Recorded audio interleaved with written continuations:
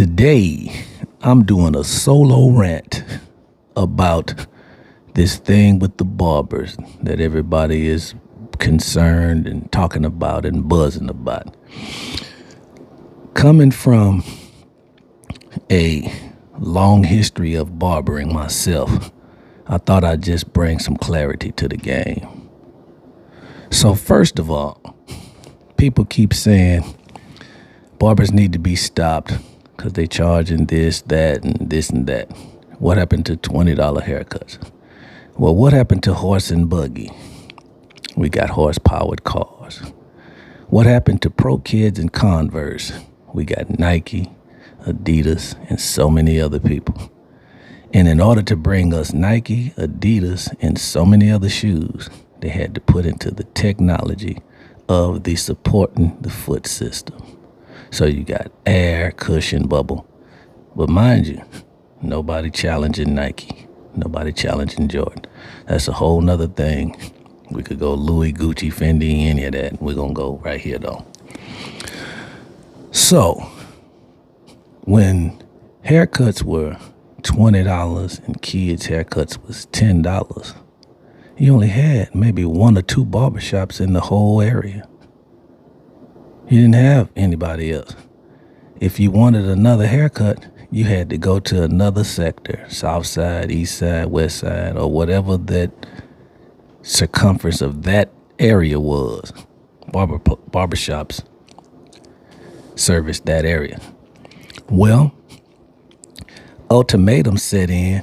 People started seeing and saying, man, barbers make all this money. They making all this money. Man, look at all these people going in and out. So other shops started popping up. Now with other shops popping up, more barbers start popping up. Now mind you, every barber is not standing on professionalism. Every barber doesn't have the love for the cut. Some people have an ultimatum. They got to get off their mama couch. They on parole, on probation, got to get a job. They don't give a damn where they work. They just need to make some money. And barbering is it. So you got a barber come in and say, hey man, you got a chair open? He don't have no license. Hey man, you got a chair open? Smelling like a pound of weed. Hey man, you got a chair open? Got gang and drug activity going on. So now you got to remember, that's running off a lot of your existing clients that used to be in the sector of $20. But you may say, hey, this dude has a following. Let me go and put him on and put him in. Now the dynamic of your barbershop is finna change. It ain't the same barbershop Uncle Pete and Grandpa and them had. You know why? Because the dynamics of the clippers have changed. They cost more. The dynamics of the blades for those nice haircuts you want cost more. So a replacement blade is going to start at $50.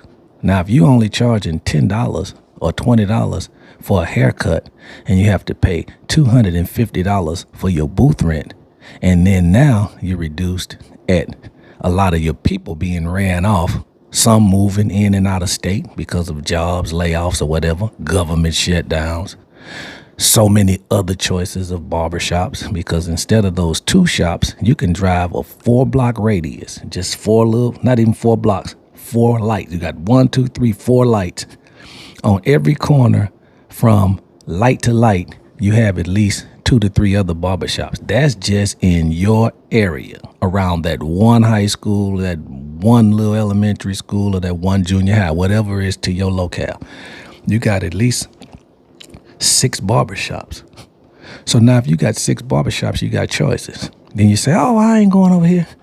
He did this and made me mad. Or the older people who've been bringing them since $20 say, I ain't going in there no more because they got this guy coming in here smelling all like this weed, playing all that silly music, acting this and yada, yada, yada. So now you got grandfathered in money gone. So mind you, just because you are charging, let's say, 50 and beyond, that don't mean you keeping it. Because if you only got so many people coming in to spend that amount of money because they can't afford to come in here every 2 weeks, that just went down. But you still got to pay that $250 booth rent. Now you got kids going to college. They ain't coming to get another haircut until Christmas. You got mothers raising boys by themselves. They can't come in here and get a haircut every 2 weeks. So some of them kids' hair be from school year to school year. They don't get consistent cuts. Now you got that finite few that may come on a regular. Let's just say you have 20 clients. All 20 of your clients ain't coming every 2 weeks on the same day. So where you would factor it in, oh man, you could make $50,000. You ain't gonna make that consistently because guess what? Kids gonna get sick. Families gonna move. You feel me? They not gonna have money. Government shutdowns, all types of things, layoffs, going into different factors. Another barbershop popping up, offering different things. So the money's gonna rotate and fluctuate. You getting it twisted to where you saying a barber making all this money, he's getting rich. No, who's getting rich is Supercuts, and the other shops where they charge $75 to $300 for a wash and rinse. Nobody challenges those because you know why? They're not black establishments. So guess what? When a lot of those people go in there and get those haircuts and get whacked up because they really thought they was going to get a black experience, they have to end up coming to us to get fixed.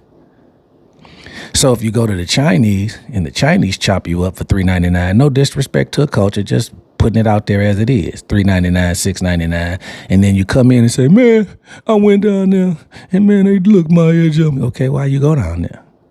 Why you go down there? You don't go into Whataburger or McDonald's and say, give me a hamburger.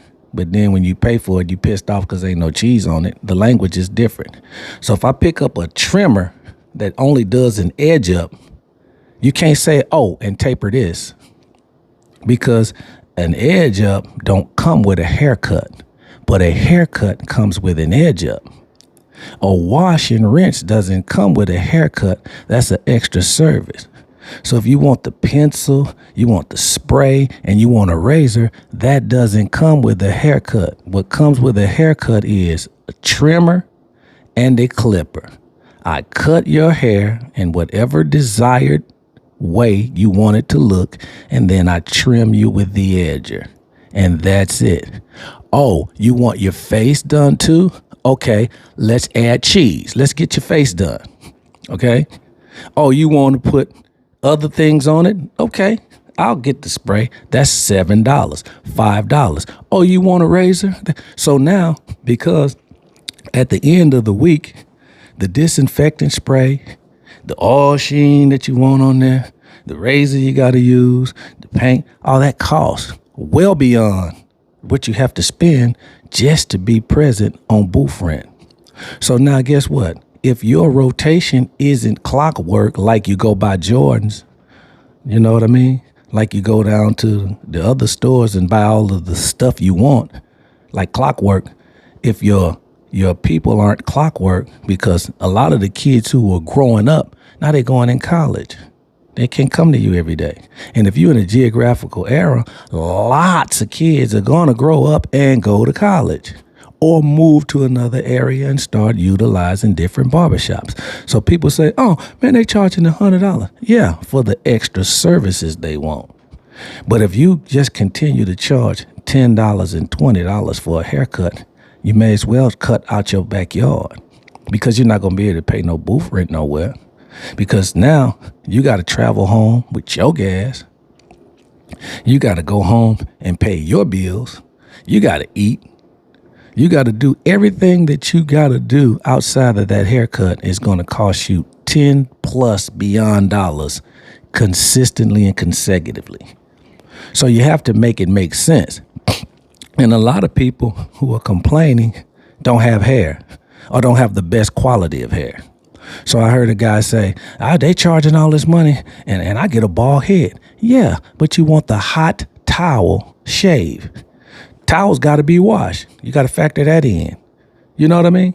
So when you go to a restaurant and they say, hey, we'll make you a sandwich, they charge you for that. They charge you for how much it cost them to get the buns, how much it cost them to get the mayonnaise to go in there on that truck that they bring all them supplies in. They charging you factoring on how much does it cost to create this thing.